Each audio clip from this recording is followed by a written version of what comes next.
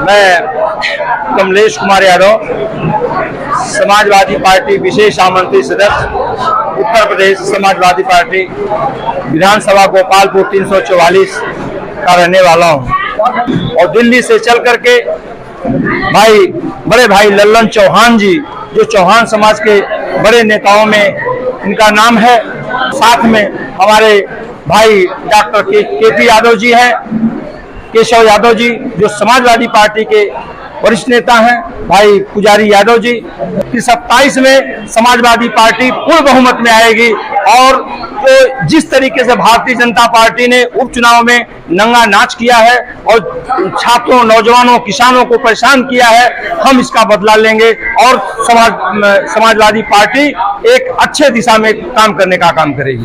समाजवादी संघर्ष की पार्टी है, उनके न लाठी से डरने वाले हैं, न हम लोग मुकदमे से डरने वाले हैं। हम लोग नेताजी के सिपाही हैं, हम लोग ये लड़ाई लड़ करके जीतने वाले हैं।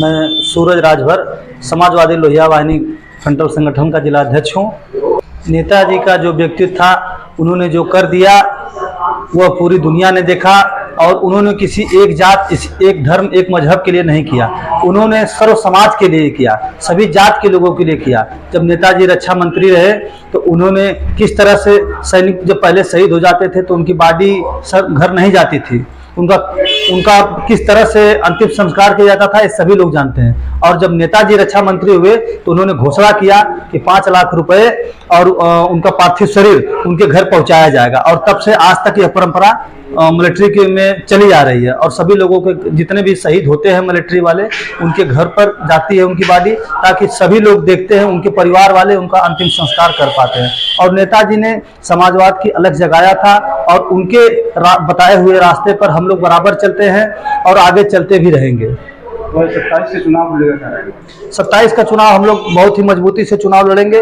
जिस तरह से राष्ट्रीय अध्यक्ष अखिलेश यादव जी ने पीडीए का नारा दिया है, पीडीए के लोगों को जिस तरह से सम्मान देने काम किया, उसी तरह से हम लोग भी गांव-गांव जा रहे हैं और सभी वर्ग, सब दल, सभी लोगों से मिल रहे हैं और मिल करके वह 2027 की रणनीति तैयार कर रहे हैं और हम लोग 27 में सरकार बनाएंगे। लोकतंत्र कहीं भी नहीं दिखाई दे रहा है, लोकतंत्र सिर्फ पेपर में है, टीवी में है। भाजपा वाले इस तरह से गुंडागर्दी किए कि आप सभी लोगों ने देखा, मीडिया के माध्यम से देखा गया है, सोशल मीडिया पर वायरल हुआ किस तरह से एक इंस्पेक्टर ने रिवॉल्वर दिखा करके मुस्लिम महिलाओं को से वंचित करने काम किया है। ये बहुत ही गलत कर रहे हैं, ये अधिकारियों को शोभा नहीं देता है। किसी सत्ता पक्ष के इशारे में हमारी भी सरकार रही, समाजवादियों की भी सरकार रही है और भी दल की सरकार रही, इस तरह का लोकतंत्र में नहीं हुआ जिस तरह से ये लोग कर रहे हैं भाजपा वाले, ये बहुत ही गलत कर रहे हैं। राम प्रवेश यादव, जिला पंचायत सदस्य, गजाड़ा सठिया। और गरीबों पिछड़ों की आवाज को बुलंद करेंगे, मजबूती से उनकी आवाज को उठाने का काम करेंगे, संघर्ष करेंगे इस तानाशाही सरकार के खिलाफ। हमारे पास ऐसे नेता जिन्होंने इस देश और प्रदेश के अंदर एक अलग जगाने का काम किया, ऐसे नेता के पदचिन्हों पर चलकर हम लोग गरीबों, मजलूमों की आवाज बनकर उनको मजबूती से उनके साथ खड़ा होने का काम करेंगे। बहुत बहुत धन्यवाद। हंसराज चौहान, प्रदेश महासचिव, मुलायम सिंह यूथ ब्रिगेड। आम जनता की लड़ाई लड़ने वाला अगर कोई धरती पुत्र नाम से नवाजा गया तो उसका नाम मुलायम सिंह यादव जी था। और किसानों की लड़ाई में हमेशा बढ़ चढ़ के, नौजवानों की लड़ाई में हमेशा बढ़ चढ़ के अगर कोई उनका साथ देने वाला तो उनका नाम नेताजी था। नेताजी कोई नाम के मोहताज नहीं रह गए, उनके पहचान के मोहताज नहीं है। पूर्णतः यह बात सत्य है कि यह सरकार तानाशाह सरकार हो गई है और यह पूर्ण रूप से चाहती है संविधान को खत्म कर देना, विपक्ष को खत्म कर देना। ये इसका जीता जागता सबूत आप अभी जो 9 विधानसभा में उपचुनाव हुआ था उसमें आपने देखा कि किस तरीके से सीसामऊ में, कटहरी में, जो भी तमाम जो चुनाव थे, जहां मतदाताओं को चुनाव आयोग प्रेरित करता है कि आप लोग वोट दीजिए, वहीं तो ये बीजेपी सरकार प्रशासन के माध्यम से उनके हाथों में ईंट पत्थर रिवॉल्वर लेकर वो मतदाताओं को रोकने का काम किया गया था। यह साफ साफ संदेश है कि यह सरकार यह नहीं चाहती है कि हमारे विपक्ष में कोई भी सरकारें रहे या कोई भी राजनीतिक पार्टियां उभर कर हमारे सामने आए। ये एक तरीके से हिटलरशाही व्यवस्था हो गई, तानाशाही इनकी हो गई है।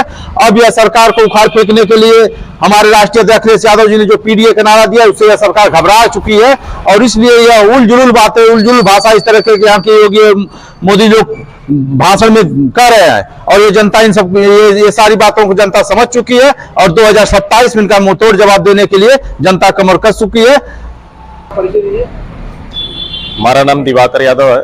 हम इलाहाबाद विश्वविद्यालय के पूर्व छात्र नेता भी रह चुके हैं।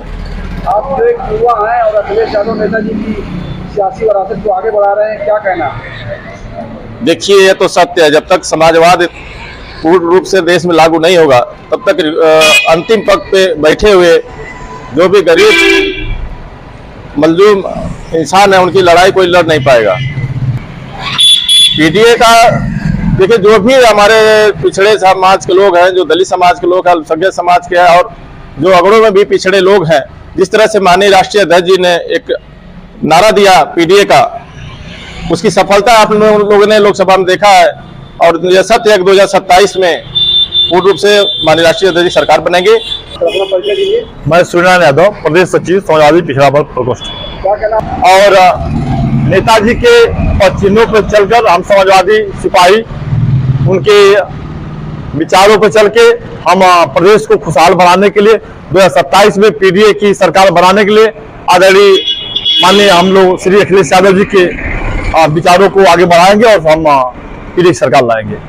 क्या अखिलेश यादव नेताजी की लड़ाई को और उनके सपनों को जो है निसंदेह नेताजी के चिन्हों पर चलकर हमारे माननीय राष्ट्रीय अध्यक्ष जी पूर्ण रूप से जनता की सेवा कर रहे हैं। जो यह सरकार आतताई सरकार है, जो अभी पिछले दिन आप जो 20 तारीख को चुनाव हुआ, उसमें पूर्ण यह प्रदेश ही नहीं पूरा देश देखा कि किस तरह से निरंकुशता के साथ कार्यकर्ताओं के साथ, मतदाताओं के साथ जितना दुराचार किया गया, जितना अत्याचार किया गया, यह पूरे प्रदेश और देश से छुपा नहीं है। यहाँ तक कि आपकी मीडिया से, सोशल मीडिया के माध्यम से, इलेक्ट्रॉनिक मीडिया के माध्यम से देश नहीं पूरा विदेश के लोगों ने देखा कि जिस तरह से भारतीय जनता पार्टी अन्याय और अत्याचार कर रही है, इसकी प्रकाशता अब पूर्ण हो चुकी है और आने वाले समय में 2027 में यह पीडीए के लोग, यहाँ समाजवादी सिपाही मिलकर उस सत्ताधारी सरकार को हटाने का काम करेंगे और आदरणीय माननीय अखिलेश यादव की सरकार बनाने का काम करेंगे हम लोग।